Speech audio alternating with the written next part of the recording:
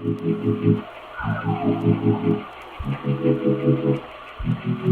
folks, Mr. K here. I am in E111 and I'm just going to give you a brief introduction to the vinyl cutter. So I'm going to start on the computer, but here's our Roland vinyl cutter. And we have this laptop here, and the password for the laptop is cutter if it's not automatically logged in. Now this is a shared account, so we want to try to keep it clean. Right now it looks like someone's left some files on here. I'm going to delete them in a little bit. Best to use a flash drive and keep your stuff on the flash drive as much as possible, because again, I'll clean this thing up as we go. So right now I have a folder that I have on the desktop. It has a couple screenshots in it, and then it also has an SVG that I've downloaded from Figma. I'm gonna have to get a GoPro and strap it to my head at some point to make this better.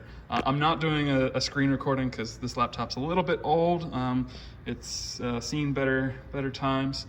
I have my SVG, and I've already actually gone ahead to open it up in Illustrator.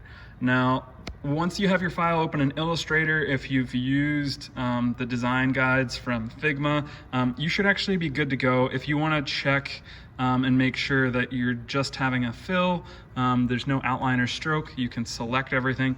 You can see up here I do have a fill, but I do not have a stroke. There's that red line through it, and there's no stroke thickness there. So we're all good. One other thing you can do just to check to make sure stuff is good in terms of sizing, if you want to make sure that you're within the bounds of the material or the size of the sticker that you want to make, you can check up here. If you select everything and click on transform there, and you can see width and height there. It gives us two measurements right there. So for a big sheet that I would put on the vinyl cutter, if I wanted, I made a sign earlier last week that the piece of material that's putting this sticker on was 24 inches wide.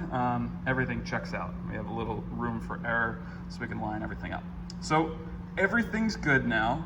If I needed to edit stuff, we would edit stuff. We're not going to do that. We're just going to pretend like we need to actually print this thing.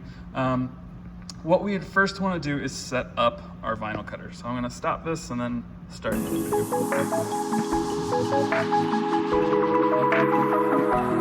video.